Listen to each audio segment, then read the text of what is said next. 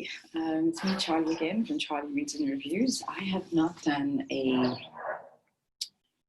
booktube video in a very long time. I actually don't know if I've posted anything this year to my channel. I actually haven't even checked, so I can't comment on that.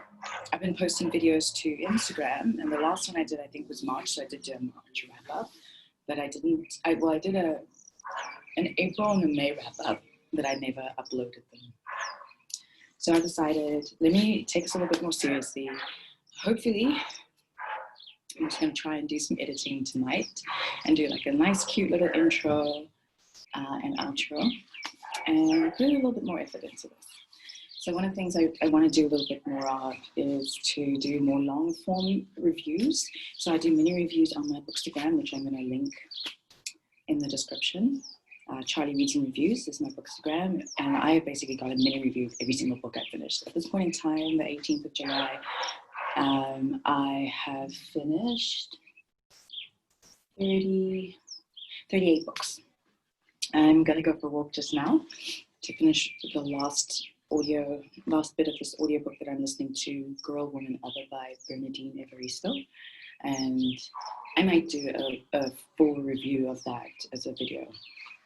I just finished Clap When You Land this morning, and I've started Phoenix Must Burn First this morning, and I'm hoping to finish that today. But yeah, so I'm going to try to keep this video to 20 minutes because I'm actually cooking some stuff, but also want to make sure people finish watching this. It's a little hot outside because I wanted some sun and a change of scenery, and I also didn't want to bother my sister by hearing her listen to me record this. So anyway, so what am I doing in this video? I wanted to do a recap of, I'm not going to go through all 38 books that by the end of June, 34 books that I've read. I just, you can go check my Bookstagram for those. What I wanted to talk about were the books, my best books for each month up until the end of June. And then I might, no, actually I won't. I was thinking of doing a TBR for July, but like it's halfway through July, so I won't do that. But I think going forward, what I'll do is I'll do a wrap up. I'll do a TBR. No, actually I won't do it because I never follow my TBRs. So I'll just do wrap ups every month, and then I'll do every week. I'll choose one of the books that I'm supposed to read. So actually, let's get into that. So at the beginning of the year, I decided I wanted to read 60 books. It's a Goodreads challenge. Last year, my challenge was 60 and I got to 61. And I thought, let me do the same thing. Let me go to, 60. But the truth is, it wasn't really a stretch goal. It wasn't a challenge. At the end of January, I'd read 5 books, and it was at the end of Feb. So near the end of Feb, I said, no, Charlie, go for your stretch goal. And my stretch goal was actually 80, but for whatever reason, I said 100. Which meant that by the end of Feb, I was originally on track to hit 60 books, and then suddenly I was behind by 6 books. Then in March, I only read 3 books. In April, 3 books. And suddenly I was 16 books behind. I know, it's crazy. It's those decimals. So even though you're supposed to read 8 books a month, it's actually 8.33 books a month. So those decimals added up to 16 books behind. And so thankfully in May, I read 8 books, in June 10, and so I'm hoping to finish 12 in July. So I'm halfway through at 4, hoping to finish another 2 today to get me to 6, and then that's halfway through to 12. Besides the Goodreads 100, I also have added a theme to kind of help me choose some of my books. And I've been to 27 countries, and I thought, why don't I read a book from each country that I've been to? So far, I'm on 6 out of 27. And I can mention that because that's how I was by the end of May. So there's some places I honestly don't know where I'm going to find somebody who's written a book from Lesotho or Swaziland. So it's really interesting because now I'm really pushing myself to be exposed to different types of authors like Angola, Mozambique, I think Zambia, Malawi, Uganda, Kenya, those ones are easy. I need to find someone for Rwanda, for Tanzania. I don't know any of these authors. And then also someone from Serbia and Belgium. I did get Switzerland. I did that one in, when did I finish Siddhartha? Actually, I might have finished that in June, Siddhartha, to get me to 6 out of 27. But yeah, anyways, so that's the challenge. So let's talk about the books. My best book so far, halfway through 2020. So I had to go grab the one. Excuse me. And I'm back. Excuse the triangle. So this whole time, because I read Homegoing in January, I thought I finished in January, and I was looking through my Goodreads, like it shows the dates. And when I finished, I actually finished on the 1st of Feb. So technically it counts as my Feb read. So that's actually going to end up being my best read. And kicks out what I actually chose as my best read for Feb. So that kicks in. This book has been my best read. Oh, the sun for January, The Ride of a Lifetime by Robert Iger, Lessons in Creative Leadership. So Robert Iger was the CEO of Walt Disney Company when he wrote this book and when I read the book. And then I saw a heading, I think in March, saying that he had stepped down. And honestly, I didn't read the article, which I found interesting because I think in the book he talks about how, I think he originally was supposed to step down 2018 and he extended his contract. So it was a bit of a surprise to me because I think he was meant to stay on to like 2021 or 22 or something like that, but something clearly happened. Anyway, so Bob Iger, or Robert Iger, is basically a career TV guy. Started off at ABC in their sports section, climbed up the ramps to become the CEO of ABC, and then it got sold to the Walt Disney Company. And then he had to start again, climbing up the ranks to become actually, I don't know if he had made it to CEO yet. I think he was about to when it got sold, to become the CEO of Walt Disney Company. So it's a great book. It's a loose memoir because it didn't really go into the personal stuff. Like, I think he remarried, so there's divorce, there's also, there's all those type of things. He loosely touches on like his childhood and some of the principles that have stuck with him that he learned from his dad, and I guess his youth in growing up in the ABC company or ABC, and also throughout the Walt Disney Company. I really enjoyed this book because there were a lot of lessons as a leader or anyone who has a corporate career to learn about just biding your time and rising above a lot of challenges along the way. I, however, do note that he is a white male in America, of Jewish descent, and so there are certain things that potentially might have been an advantage for him in spaces where a woman maybe not so much, a person of color maybe not so much, certainly not in the US. And also the fact that he was in the US, these are things that we always forget are advantages, but despite that, he did have some disadvantages coming from this is the problem with reading so many different books. I think he did come from a poor background. I think so.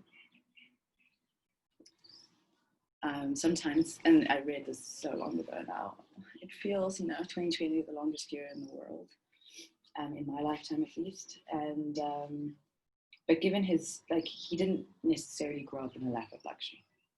Let me put it that way. So he did have to work and fight to get there, but he did get mentors quite easily when he was young, which kind of helped him get a step up. Anyway, so my favorite book for Feb ended up being Homegoing. So as I said, I started reading this in January, but finished on the 1st of Feb. So it kind of ended up being the best book. It kicked out Bidding on a Darkie by Untitled, which ironically would have been my best book, quite similar to Bob Iger, but more from an African perspective and a Black man or Black person perspective. So I actually preferred that to Ride of a Lifetime, but of a similar vein. A little bit of personal life brought in, but a lot of just their career challenges and lessons learned to become the leaders that they are. Anyway, so Homegoing by Yaa Gyasi is a book that was gifted to me by my cousin. She gave it to me December 2017, and I only read it in January 2020. Why? I forgot about it, and then last year when I considered reading it, I lent it out to 2 people, and it only got back to me, I think, about October and November.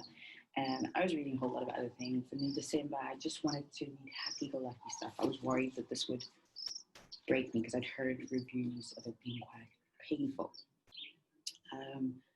I can understand why it would be painful for African Americans. It was painful for me as an African raised in Africa. I can understand why for African Americans it was quite painful. So in essence, this story takes on the descendants of two sisters who don't know about each other, who are separated by the transatlantic slave trade within Ghana, even before the one ends up going into slavery. But they're separated by the impact of that trade within Ghana. And actually even their very, what's the word?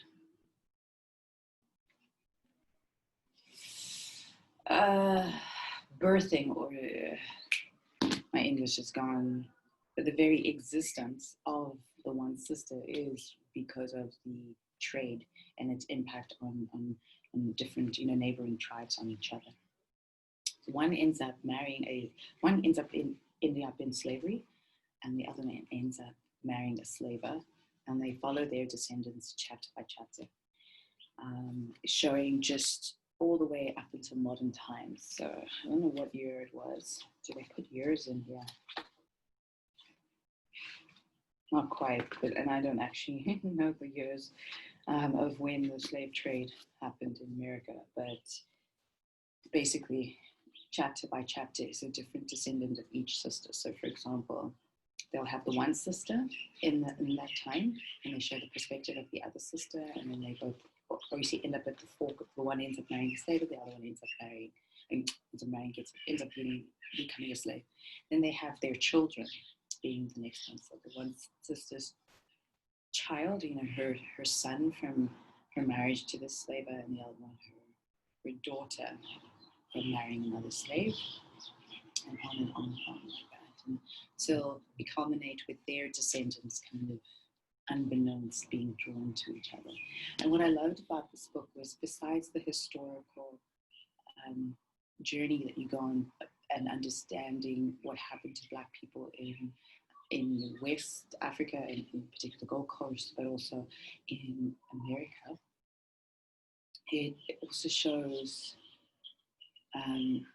just that the generational trauma that is passed on, generation by generation, and as well as the impact of colonization, as well as the slave trade on Black people, regardless of whether you stayed free on the continent or were slaved and taken to the US and survived that journey, that it broke us as a people in different ways, but broke us nonetheless. And we're still trying to break free of those shackles or that pain. And I think it's also just testimony of how strong and amazing we are to get through all of that. The other thing that I also loved about her writing is that she created fully formed characters that you fall in love with in just a chapter. I found myself at the end of a chapter sad that the next chapter wasn't going to continue with this person's life, and I was going to have to meet someone new. And 2 pages in, you're in love with this new character, and you've forgotten about your love for the other one. I think that's pure talent. If she didn't win awards, she should have. Then my book for March. So in March, I only read 3 books, and of the 3, there were 2 that I loved. The other one was interesting, but I just, you can read my reviews of it on Instagram. Anyway, so I ended up choosing The Beast Made of Night by Tochi Onyebuchi over Steve Jobs, because it was my second time listening to Steve Jobs by Walter Isaacson. So I felt that, look, this is a book I probably rated as best read when I first listened to it in 2017, so let me not put it again. And I really found this quite interesting. There was a little bit of a break, a little bit of an escape from reality. So in essence, this book is a fantasy book in a made-up world that is kind of inspired by Nigeria, and one could assume it's Lagos. I've never been to Lagos, but the things I've read about it or videos I've seen, it kind of made me think about it. And in essence, in this world, you have the haves and the have-nots, right? And then within the have-nots, there are some who have a special talent for defeating sin beasts. So, you know, it has, you know, tale is all this time of rich people being able to sin really badly and being able to afford magicians who can remove the sin out of their bodies and turn them into a beast. And you have these sin eaters come along and they kill these beasts and they consume them and they become tattoos on their bodies. Unfortunately for these sin eaters, the tattoos on their bodies is seen as a disgrace, as sin, you know, displayed on them, despite the fact that you are defeating other people's sin, the world, right? So it's a book that touches on classism, on magic, on it touches a little bit on love and infatuation, on poverty, on the things that people will do to survive. It was a fast ride, very, very fun read. And I definitely want to get Crown of Thunder. I think I want to try to get the physical version, but I probably won't get it next year. I've got a lot of other books that I still need to read. But in terms of the writing, there were some areas that I felt were a little bit lacking. It is his debut book, and I think there were some things that were a little bit rushed over and not fully formed. But other than that, it was a thoroughly enjoyable book. All right, then we get to April. So in April, I only read 3 books too, and there were 2 books I thoroughly enjoyed, and I couldn't choose between the 2, so they both going to be my choice. The 3rd book I read was Culture Code, which was a good book, an enjoyable book, and a leadership book, but these 2 books completely blew it out the water, so no comparison there. I chose to bring both of them as my best reads because I honestly couldn't choose between them. So we'll start with PoetX by Elizabeth Acevedo. This is her debut book. I bought this book in June 2019 and with the hopes of reading it in that month, and then I just left it on my bookshelf. And in April, I basically didn't read anything. After Culture Code was done, I didn't read anything. I was just going through the slumps of lockdown, and as I started picking up and realizing how far behind I was from hitting 100 by the end of the year, I said, okay, let me find, someone on Books to Grad suggested that I read something different to what I typically have been reading. And so I went to my bookshelf, and we couldn't buy books in April. So I couldn't even think of buying books, and I didn't have my Kindle then. I have a Kindle now, but I didn't have it at that point. So I was just like, what can I do? And I looked at my bookshelf and this stood out, and I was like, let me take it. And I thought this was like a full-form book. I didn't realize it was written in prose. I was so pleasantly surprised when I opened it to see it was written, the style of writing it was written in. It is a story, very similar style to Jason Reynolds' A Long Way Down, which I thoroughly enjoyed. And I devoured this book in a day. So it got me back into the reading rhythm. But also, I saw myself in her. So this book follows, I think it's loosely inspired by Elizabeth's own life when she was in high school, and her issues with her mom and trying to figure out where she wants to be and who she is, and her issues with Catholicism, which are things that I myself, when I was in high school, went through, even though she's a Dominican raised in New York. We are so different from that perspective, but so similar in, at least when I was a teenager, there was a lot of similarities. So that's why it's a well-written book in the form that it is in terms of prose. I'm not a poetry fan at all, but I really enjoyed it. Then the other book was The Golddiggers by Sunyati. I got this book in December 2018 when I actually met her. I didn't know she was an author. So that's me having to go quickly take my stuff out of the oven. Oh, okay, and I'm back. So I met her at the Abantu Book Festival in 2018. Didn't know she was an author. And we had a really great time chatting, and I was like, oh shit, I must go buy her book. And the only book that was available was The Golddiggers, which is her sophomore book. It wasn't her debut. But I thoroughly enjoyed it. So as I mentioned, I'm doing a travel reading journey, and think I was only on 2 at that stage, a South African and an American. There's plenty of my books written by South Africans or Americans that I read all the time. So this was book number 3 from my travels in Zimbabwe. Why did this book make it to my top reads this year? Because it was surprising. So for those of you who don't know, Johannesburg used to be known as this, what is still called the City of Gold, when there was gold mining done here. There's still a little bit of mining, but not as much as before. Egoli. And so in essence, she's playing on that, where about the journey of Ndebele, people from Zimbabwe, which for me was refreshing because a lot of the books I've read from Zimbabwe about from a Shona perspective, their journey from Bulawayo to Johannesburg to find their African dream. It follows, how many characters were there? There were quite a number, maybe 8 to 10 characters, and their journeys in different ways, from the drivers who get them over to the actual people who take that trip from Bulawayo to Johannesburg. Some of them don't make it all the way to Joburg for whatever reason. Those who do, what happens when they get there. Truly tragic and truly heartbreaking. It makes you so aware of what people, when they are desperate, what they will do to survive. It also made things a little bit more, sometimes you're aware of a lot of people who jump the border for whatever reason, but this made them real. Like usually you see it in the news and you feel for them or whatever, but you don't really understand them. Not to say that I fully understand them, but it gave me a peek into their livelihood in a way that I don't think I've ever considered before.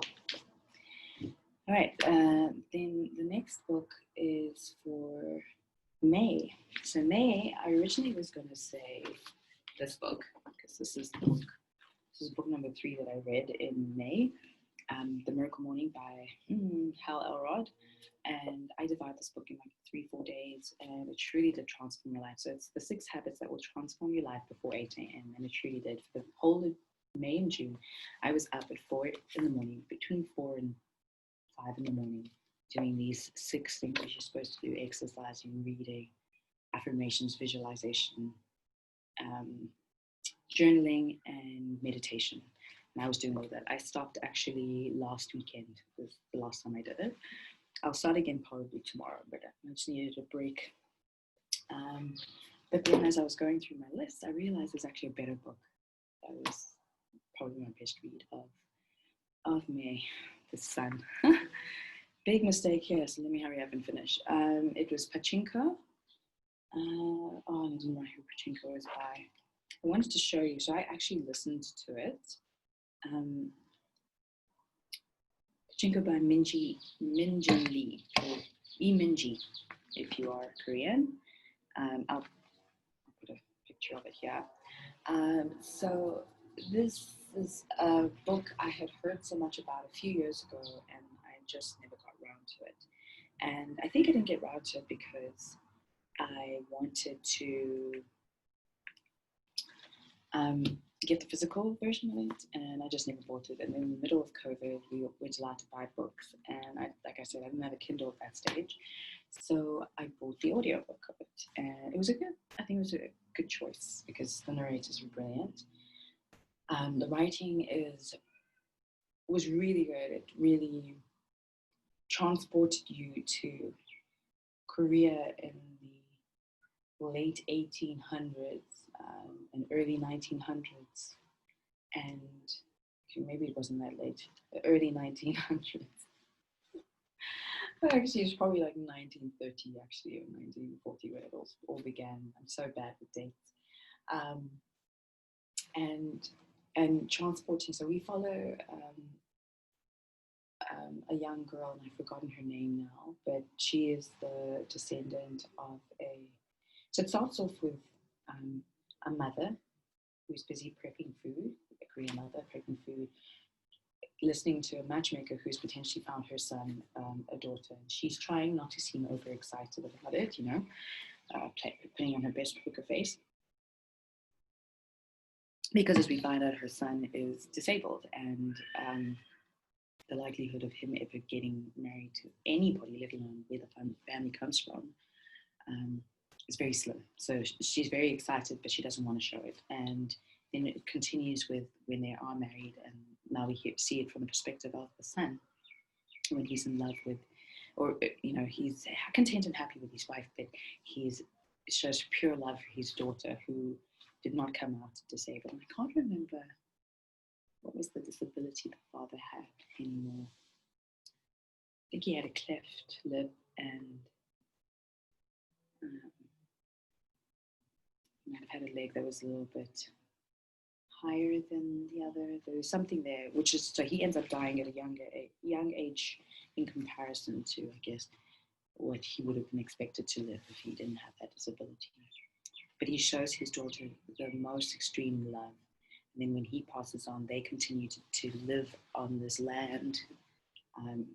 Her mom came from, I think she was number 6 or 7 of how many daughters that this guy had, and he couldn't afford a dowry. So, things kind of worked out for the two of them. But she was a strong woman. Well, she was a child really when she got married off, but she grew into a strong woman and continued to plow into this land and this B&B that they've built, this guest house, and provide for their guests. And they're happy. So the Japanese have occupied South Korea. It's down in the southern one of the islands, near Busan. I've been to Busan. I haven't been to the island they mentioned, but it kind of jogged some kind of memories of my time in Korea.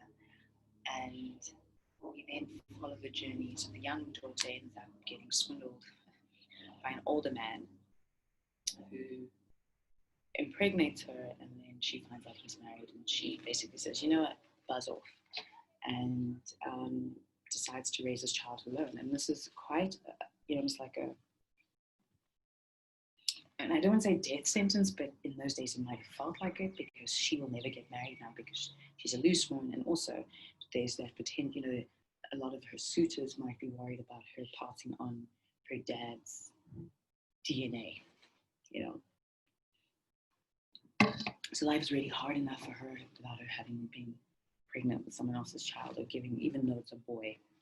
Spoiler alert, it's a boy. And then we follow their journey of how they end up in, she does end up getting married to a good man who ends up loving her, and she loves him. It touches on things like religion and identity, and they end up living in Japan. So Pachinko is something I didn't realize is like a game, and it's not like foosball, but I think it's a game where you used to have like a little Game Boy for it, and you flip the top to hit the ball up until you get to the top. But it's basically games like that where people gamble and they make money or lose money from it. And I thought I was sweating. And it just follows their journey of this woman and her children, and their her children's journey, and then their children's journeys, and through that you get to see how Japan changed over the years, the impact of the World War, the occupation, a little bit of Korea. I mean, it's really based in Japan. It's Koreans based in Japan, which is why Pachinko. And we touch a little bit on the US, but it's mainly throughout Japan. It was I really enjoyed the book. I learned so much about Koreans who were raised in Japan. Very, very different, because I lived in Korea. Koreans were raised in Korea. So it was an interesting exposure experience for me to go through. But also the writing was just so easy. I know I was listening, but it was just for me to be transported there, to go through it, to feel for every single character, to understand the hard decisions and choices that people have to make for your children, for love, for survival, etc. There was a lot of pain in the book, but also a lot of strength. So it was definitely a great read. And now I'm going too long, so let's quickly hurry up and finish on my last book for June, this is kind of an epic love story by case and calendar. That I'll put a picture up as well. It was an Audible book, an Audible Kindle. My Kindle's inside. I'm dying of heat, so I'm not going to continue to go try and get it. So I had read a lot of really serious books. I read 10 books in June, and a lot of them were like development, self-development, finance type books, leadership books, and then it was like LGBT plus because it was Pride Month in June. And this is kind of an epic love story. It was my second last book that I finished in June. But it was nice and fun. It was a YA romance that, you know, what I love about reading these types of YA things, it just kind of gets you giddy and makes you feel like you're back in high school and that whole feeling that you have with your first love, and you make mistakes, and then, you know, he does the right thing. You can, you know, I say this as a heterosexual woman, a cisgendered heterosexual woman. But the main reason why I love this, because if that was just the reason, I could have taken any of the other books. But it was because it created a world that I wish I had grown up in, and a world that I would like if I have children to grow up in, where you can have people, you know, people just be in love with whoever they want to. So the main character, and unfortunately I didn't write his name down. So now, yeah, let me not try to find it now. So the main character, he, you know, it opens up with him still being in love with his ex-girlfriend who has left him for another girl that she met and felt a deeper connection with. And he's still in love with their best friend still, and he is hoping that she'll realize that he's the one. And then whilst he's moping over her, his ex-best friend, when he was in primary school, or what's primary school in America? Maybe middle grade or lower, I don't know. I've forgotten what these grades are called in America. But primary school in South Africa. And his friend left, and now he's come back unexpectedly, and he starts to remember that he used to be in love with him. And, you know, like, it just starts to cause chaos in his life. And not chaos in the way you might think. You might think, oh, chaos because am I gay? Am I bisexual? No, they didn't use any of those terms. And that's what I loved about it. It was just, do I love this guy? Do I like him? Does he like me? He's got a boyfriend though. And besides, I was just in love with, you know, my ex. And, you know, like, it's more the whole, who is it that I actually want to be with? You know, it's that hard decision around the person and not so much the person's gender, which I think is something that, as in the world I grew up in and the world that we still live in, is so obsessed with. The moment I identify as being heterosexual, I cannot find a woman attractive, because if I do, suddenly the question is, am I bisexual? Am I a lesbian? And in this book, they don't even touch on that. That's irrelevant. All they really care about is, how do you treat people? Which I think is actually the most important questions and the most important things to actually worry about. So yeah, I've gone very long on this. I don't even know how long this went on for, but I will try edit it down to 30 minutes. So those were my best reads for the year so far. My next video is going to be a breakdown of one of the books that I read. I think I'm going to do it on Clap When You Land, which I just finished.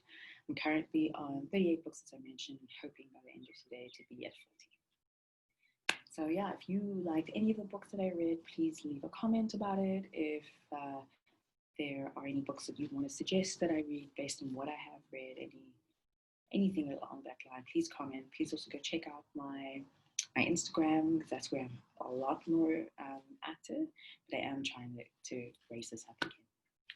Cheers.